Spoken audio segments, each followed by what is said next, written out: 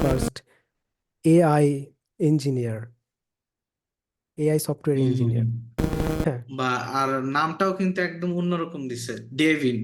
অন্যান্য হ্যাঁ, জায়গায় কিন্তু চ্যাট জিপিটির মতন অনেক কিছু জিপিটি লাগাই দেয়, যেমন auto GPT, text GPT, copy GPT. খেয়াল করলে দেখা যায় ওদের কিন্তু পুরাটাই প্রোপাগান্ডা।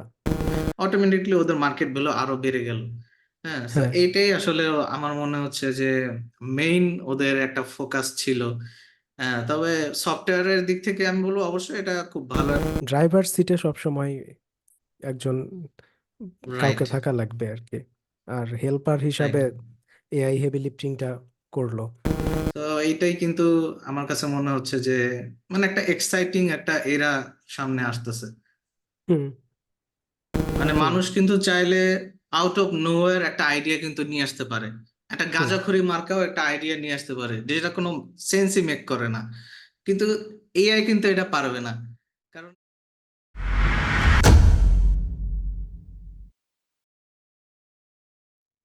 সে নাকি আপওয়ার্কে কাজ করে, এটা আমাকে সবচেয়ে বেশি আশ্চর্য লাগে। হ্যাঁ হ্যাঁ, এটা আমার কিন্তু কাছে একটু ইয়া লাগছে যে আপওয়ার্কের একটা টাস্ক সে করে দিছে।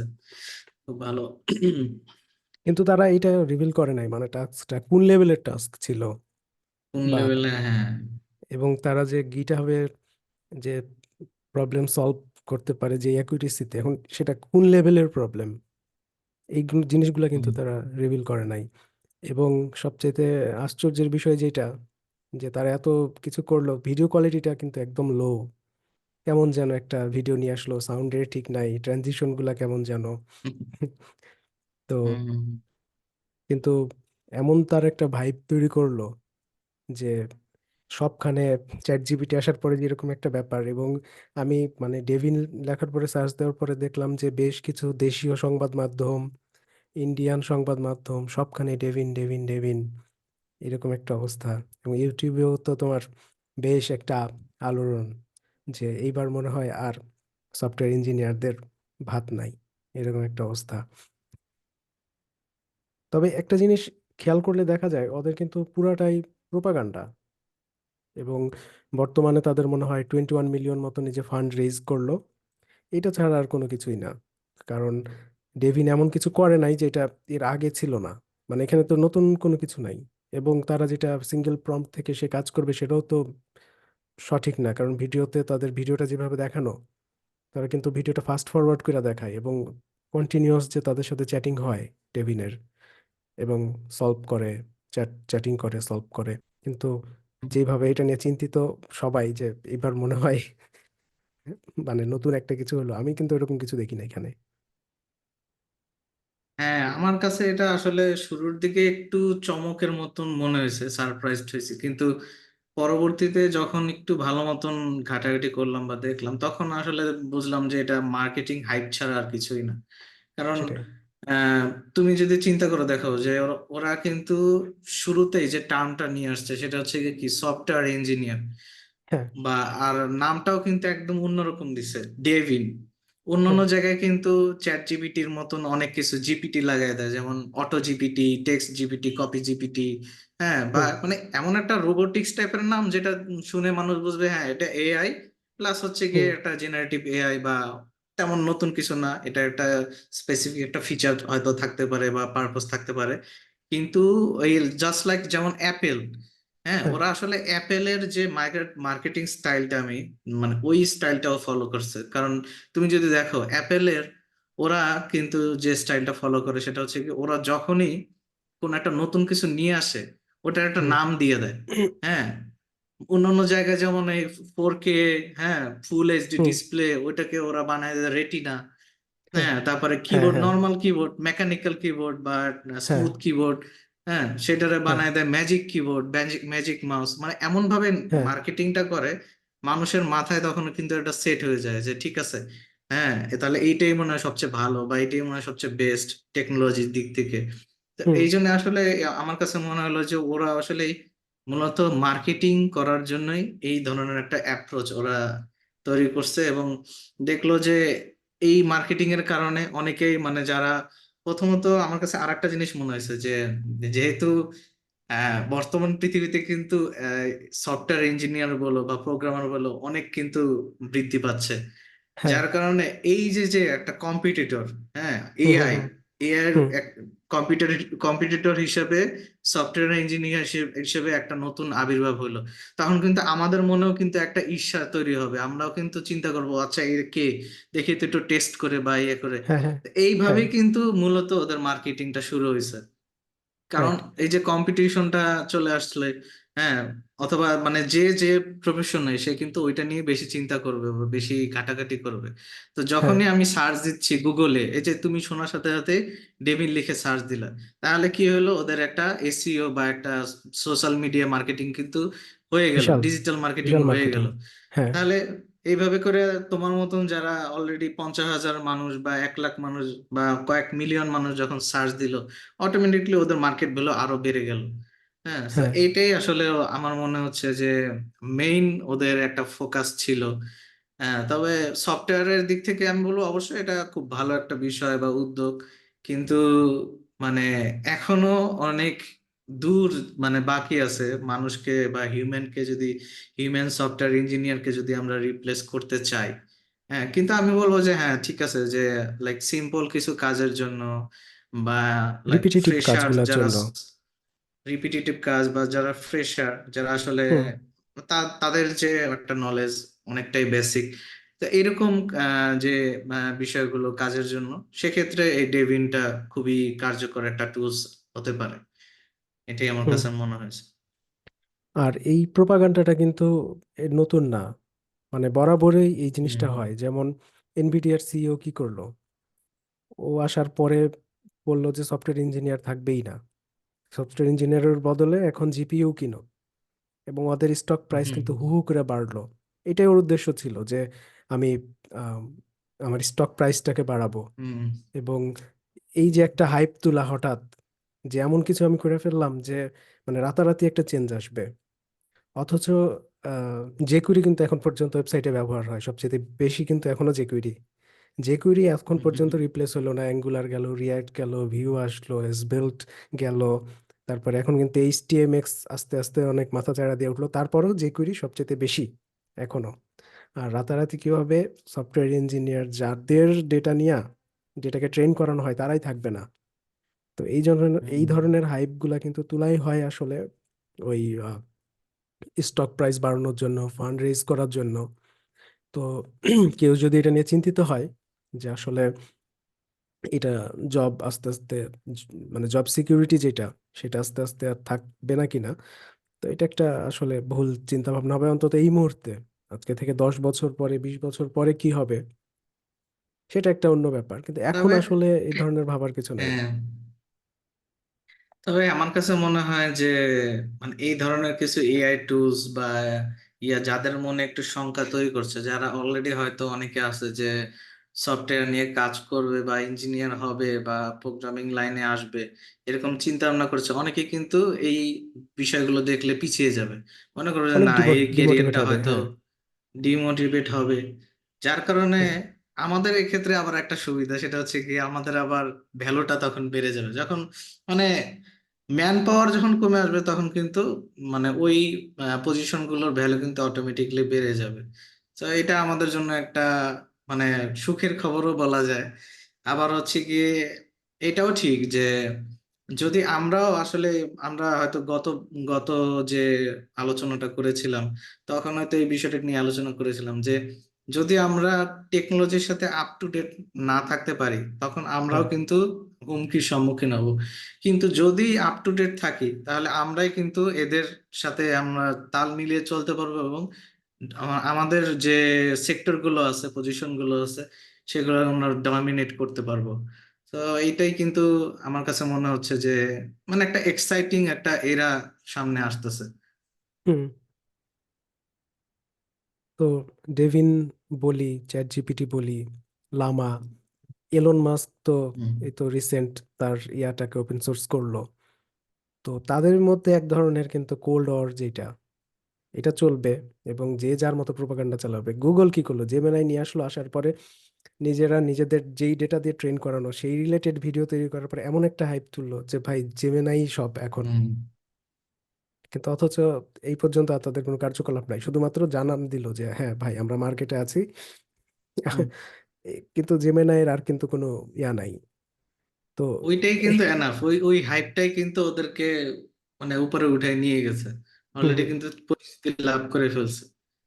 ঠিক হুম আছে, কিন্তু হ্যাঁ জেমিনাইয়ের কিছু যে মানে পরিসংখ্যান দেখলাম, সেক্ষেত্রে আমার কাছে মনে হলো যে যদি এটা সত্যি হয়ে থাকে, মানে হুম। যেহেতু এটা গুগল, ওরা অবশ্যই একেবারে মিথ্যা বানোয়াট সবকিছু বানাবে আর না। বিহাইন্ড দ্য সিন তো কিন্তু কাজ চলবে ওদের। আর হ্যাঁ, আর ওরা অলরেডি এটাই বলছে যে ওরা এখন এটা রিলিজ করবে না যতক্ষণ না মানে ফুললি এটা ফাংশনাল বা ফুল ভার্সন না হুম হচ্ছে, এখনো এটা বেটা আছে।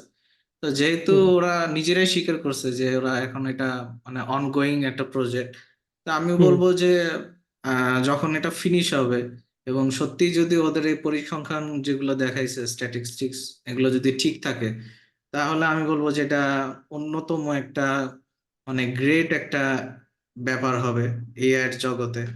কারণ অলরেডি যেরকম ভাবে চ্যাট জিপিটি ডমিনেট করতেছে, সেক্ষেত্রে হুম জেমিনাই যদি আহ, চলে আসে, সেক্ষেত্রে আমি বলবো যে অনেকেই কিন্তু জেমিনার উপরেই ডিপেন্ডেন্ট হয়ে যাবে। কারণ আমি দেখলাম যে আমি বলবো যে ডেভিনের থেকে জেমিনাই কিন্তু অনেক বেশি পাওয়ারফুল এবং অনেক বেশি ইম্প্যাক্টফুল সফটওয়্যার ইঞ্জিনিয়ার হতে পারে, বা সফটওয়্যার ইঞ্জিনিয়ারদের একটা খুব টুলস। অ্যাডভান্স একটা টুল হতে পারে।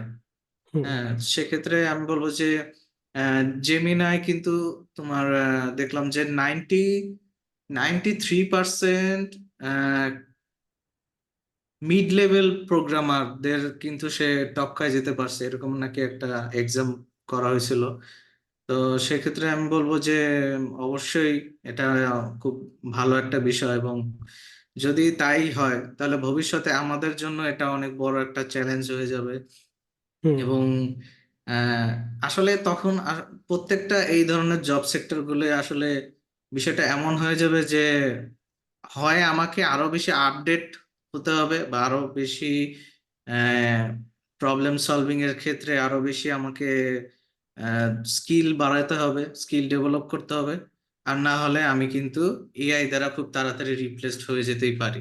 লাইক একটা মানে ডাটা ড্রিভেন একটা প্রসেসর, বা এরকম যাকে বৃহৎ পরিমাণ একটা ডাটা দেওয়া হয়েছে, এখন তুমি ওখান থেকে তুমি যা যা নিয়ে আসো, যেভাবে খুশি সেভাবে তুমি একটা পাজেলের মতন করে একটা জিনিস বানাইলা। হ্যাঁ, বিষয়টা হুম এরকম হয়ে গেল। কিন্তু হিউম্যান ব্রেইন বা হিউম্যান যে থট প্রসেস, এটা কিন্তু সম্পূর্ণ ভিন্ন। মানে হুম মানুষ কিন্তু চাইলে আউট অফ নোওয়্যার একটা আইডিয়া কিন্তু নিয়ে আসতে পারে, একটা হুম গাঁজাখড়ি মার্কাও একটা আইডিয়া নিয়ে আসতে পারে যেটা কোনো সেন্সই মেক করে না। কিন্তু এআই কিন্তু এটা পারবে না। কারণ এআই কিন্তু মানে ননসেন্স টাইপের কোনো কিছু কিন্তু বানাইতে পারবে না। ওরা সবসময় লজিক্যালি চিন্তা করবে, বা লজিক বেসড যে ডেটাগুলো যেটার সাথে একটা ইন্টার কানেক্টেড বা কানেক্টেড, সেগুলো নিয়ে আসার চেষ্টা করবে। কিন্তু আমরা যেমন হিউম্যান, অনেক সময় আছে না যে নিজেই নিজে মাঝে মধ্যে হাসি, এমন কিছু একটা আইডিয়া বের করে ফেলি, বা এমন কোনো আইডিয়া মাথার মধ্যে চলে আসে যে ঠিক আছে হ্যাঁ এটা করলে কেমন হয়, পরে মনে হয় যে আরে দূর, এটা তো একটা বোকার মতো একটা আইডিয়া, বোকার মতন একটা কাজ। তো এই হ্যাঁ, জিনিসটা কিন্তু কখনোই মানে আমার মনে হয় না যে ওই পর্যায়ে এআই যেতে দ্বারা গেলে পসিবল। আমার মনে হয় হিউম্যান ব্রেইনটাকে কপি করতে হবে তোমাকে, কারণ হিউম্যান হুম ব্রেইনটা আসলে খুব কমপ্লেক্স একটা বিষয়। তো এআই এত মানে এতটাই উন্নত হয় নাই যে ওরকম পর্যায়ে যেতে পারবে, বা হয়তো ভবিষ্যতে যেতে পারে, কিন্তু হ্যাঁ। আমার মনে হয় না যে আগামী 20-30 বছরের মধ্যে এতটা পরিবর্তন হতে পারে।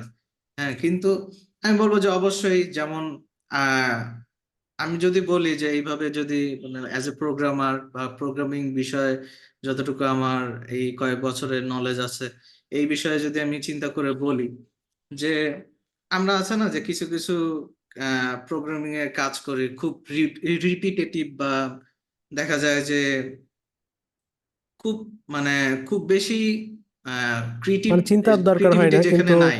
সময়ের দরকার হ্যাঁ, হয়।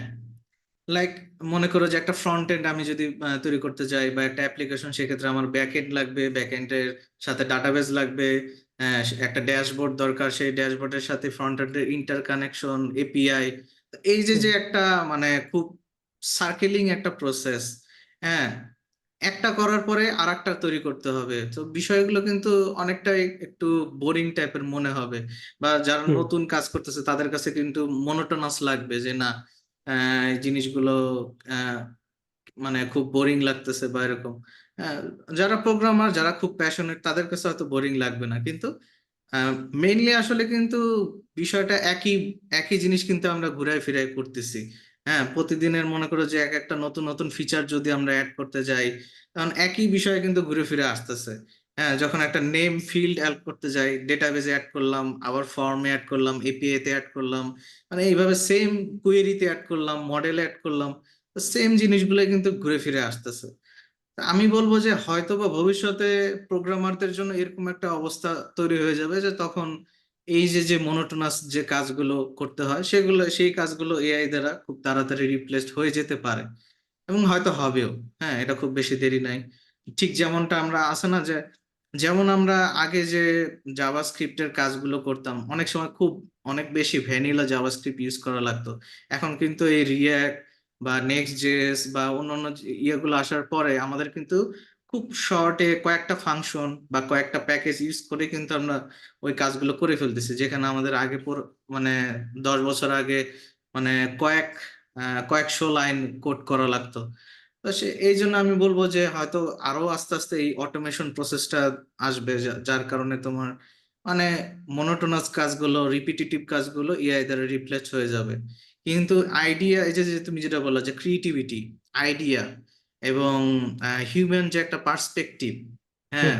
হ্যাঁ, লজিক এবং ক্রিয়েটিভিটি যেখানে একটা সুন্দর একটা মিলন হয়, লজিক্যাল হুম। এবং ক্রিয়েটিভিটির একটা সুন্দর যে কম্বিনেশন, এই বিষয়টা আমার মনে হয় না এআই দ্বারা রিপ্লেসড হবে। এবং সর্বোপরি আমি এটাই বলবো যে এআই, অবশ্যই এআই, কিন্তু এআই কিন্তু 100% অ্যাকুরেট না। হ্যাঁ, আমি দেখছি, আমি যখন কো পাইলট ইউজ করি বিশেষভাবে বিএস কোডে, কো পাইলট কিন্তু অলওয়েজ অ্যাকুরেট অ্যান্সার দেয় না বা অ্যাকুরেট সাজেশন দেয় না, ওদের মধ্যে কিন্তু অনেক ভুল থাকে আমি দেখছি। মানে তো আমাকে সাজেস্ট আহ, করার পর পরই যে হ্যাঁ, আমি সেইটাকে কপি পেস্ট করব এইরকম ব্যাপারটা থাকে না, না, আমাকে আবার সেটাকে না, রিভিউ করে টেস্ট করার পরে ডিসিশন নিতে রিভিউ হয় যে করতে আসলে হবে, এটা। টেস্ট করতে হবে, হ্যাঁ, হুম। রাইট। তো ওই টেস্টিং এর বিষয়টা কিন্তু অলওয়েজ থাকবেই, আমি এটা মনে করি যে যতই আমরা একদম 100% অনেক অ্যাকুরেট বা অনেক বেশি পাওয়ারফুল এআই ইউজ করি না কেন, হিউম্যান যে একটা টেস্টিং বা রিভিউইং, এই বিষয়টা আমার মনে হয় থাকবে। হ্যাঁ, তো সর্বোপরি যে এআইটা একদম মানে হিউম্যান দ্বারা সম্পূর্ণভাবে রিপ্লেসড হবে এটা আমার কাছে মনে হয় না। হিউম্যানের এখানে কিছু না কিছু কাজ থাকবেই থাকবে।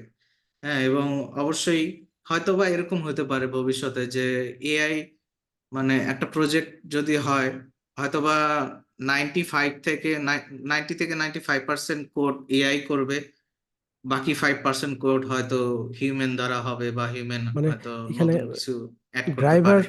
ড্রাইভার সিটে সবসময় একজন কাউকে রাইট, থাকা লাগবে আর কি। আর হেল্পার রাইট। হিসাবে এআই হেভি লিফটিংটা করলো।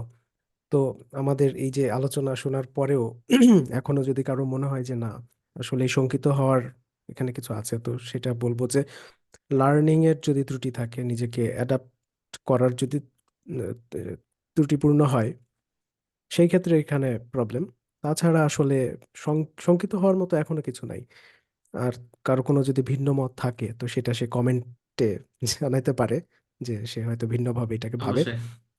কিন্তু আসলে এখন পর্যন্ত ক্রিয়েটিভিটির যেহেতু রিপ্লেসমেন্ট নাই, সেহেতু এই ক্রিয়েটিভিটিকে কি বলে ধার করার জন্য আমাদের যে যে জিনিসগুলো করা দরকার, পড়াশোনা, লার্নিং, ব্রেইনকে ট্রেন করার জন্য যা যা, লজিককে বোঝা, প্র্যাকটিস করা, এটার এখন পর্যন্ত বিকল্প নাই এবং আমার মনে হয় না যে এটার বিকল্প খুব শীঘ্রই আসবে। ফলে শঙ্কিত বা চিন্তিত হওয়ার যে ডেভিন আসলো, আসার পরে পরদিন আমাকে আমার অফিস থেকে বলবে যে ভাই দেখ, আমাদের এখানে তো এখন ডেভিন কাজ করে, তোমাকে আর আসা লাগবে না।